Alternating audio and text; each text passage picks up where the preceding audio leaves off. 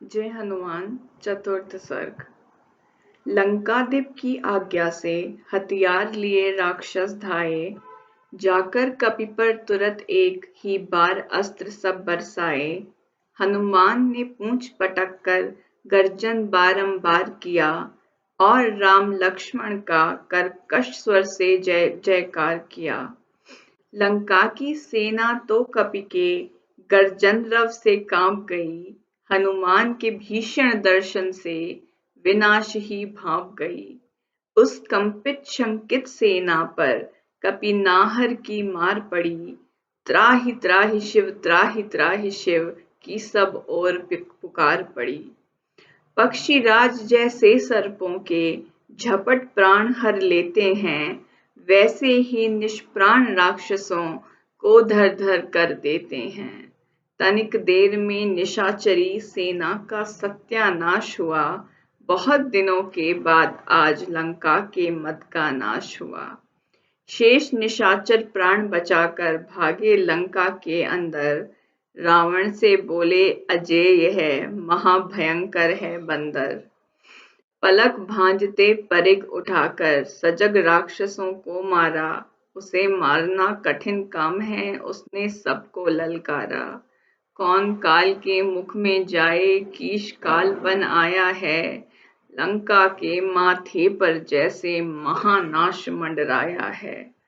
दांत पीस कर रावण बोला, अरे कायरों बोलो मत, डूबो चुल्लू भर पानी में, बंद करो मुख खोलो मत।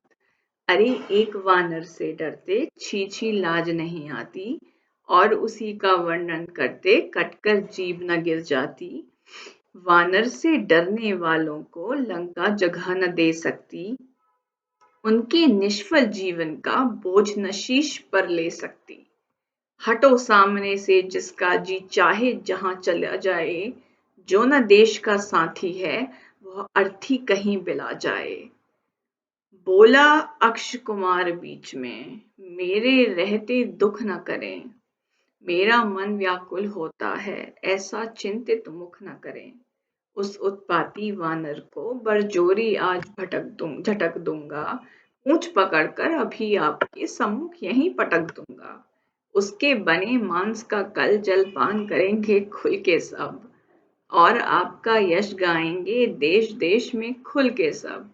यह कह रावण से आज्ञा ले बार बार पद वंदन कर, दीप्तयान पर मंत्री सुतों के साथ चला वह वीर प्रवर।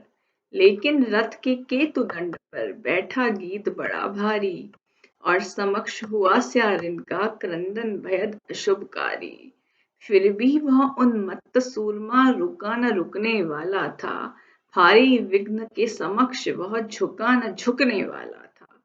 रथ पर आते देख अक्षत को हनुमान का क्रोध बढ़ा, और अक्ष के भी उर में कपि दर्शन से प्रतिशोध बढ़ा। दोनों योद्धा दो सिंहों की तरह गरजते जूझ पड़े, एक दूसरे पर प्रहार के दांव पेंच सब सूझ पड़े। अक्ष मारता बाण मगर हनुमान उछल उड़ जाते थे, कपि के तीक्ष्ण प्रहार अक्ष पर भी आकर मुड़ जाते थे। दोनों थे आश्चर्यचकित, कुछ भी न समझ में आता था, एक दूसरे को परास्त करने में बल बल खाता था। हनुमान ने सोचा, यह बालक है पर रण ज्ञानी है, इसके मुख पर अभी चमकता रण करने का पानी है, थका न थकने का कोई लक्षण दिखलाई देता है, यह तो उत्साहित होकर गरज गरज रण लेता है। अगर किया आलस्य कहीं तो बड़ा भयंकर फल होगा, इससे इसको मार डालने में ही आज कुशल होगा। यही सोच कपि झपट अक्ष की ओर बढ़े, मुख ज्योति जली, गला अक्ष का पकड़ प्राण पी गए तुरंत बजरंग बली। हाहाकार मचा संगर में, बचे निशाचर भाग गए, अस्त्र शस्त्र हाथी घोड़े रथ साहस बल सब त्याग गए। अक्ष मरण के समाचार से डर कर लंका कांप गई, मृत्यु नाचने लगी सामने, नाश निकट है भाप गई। क्रुद्ध सांप की तरह सांस दश शीश सरोष लगा लेने, दशों मुखों की बीसों आंखों से वह भीति लगा देने। मेघनाद को सम्मुख देखा तो आंखों से झरझर जल, कुछ भी कह न सका पर उसको ज्ञात हो गई बात सकल। देख पिता को दुखी पुत्र भी दुखी हुआ पर बोल उठा। उसके भाषण से थर थर धरती का कण कण डोल उठा। पूज्य पिताजी मेघनाद का श्री चरणों में वंदन लें। फिर मुझको समुचित आज्ञा दें, बार बार अभिनंदन लें। धर्म कर्म संध्या वंदन में जिनकी चाह न होती है, उन इच्छाधारी मूर्खों की कोई राह न होती है। क्षमा करें लंका को तो अब धर्म कर्म से काम नहीं, इसीलिए भय ग्लानि चतुर्दिक कहीं यज्ञ का नाम नहीं। एक कहीं से बंदर आया कांप गई लंका थर थर। यह कितना दौर्बल्य देश का, भय से सब भागे भर भर। अस्त हुआ सो हुआ मगर अब आगे सही सतर्क रहें। ध्यान रखें नवरण पद्धति का, विगत सफलता में न बहें। वानर को तो अभी सामने पूंछ पकड़ कर रख देता हूँ, लेकिन उसको क्षमा करें, अन्याय न हो, कह देता हूँ। यह कह दुष्ट हाथियों से कर्षित रथ पर रणधीर चला। काले मेघों पर जैसे बलवत्तर प्रखर समीर चला।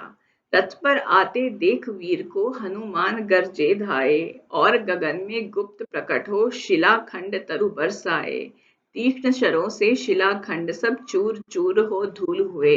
कपि के कठिन प्रहार वीर पर नव गुलाब के फूल हुए।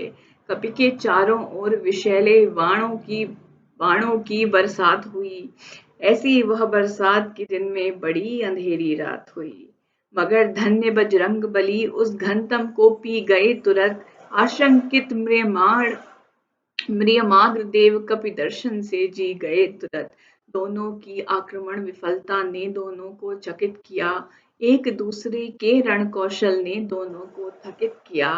एक बार कपि बड़े वेग से मेघनाद सनिधि आए, मगर तेज की आंच लगी फिर लौट गए नभ पर छाए।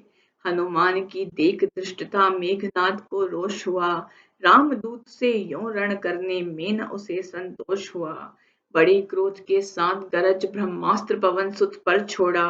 गिरे अचेत धरा पर कपिवर विवश युद्ध से मुंह मोड़ा।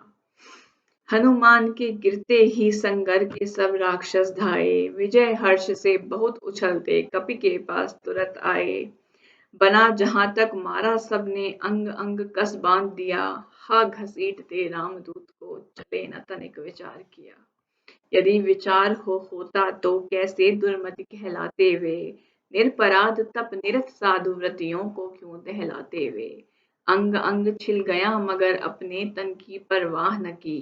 रावण मिलन मोह वश कपि ने एक बार भी आह न की।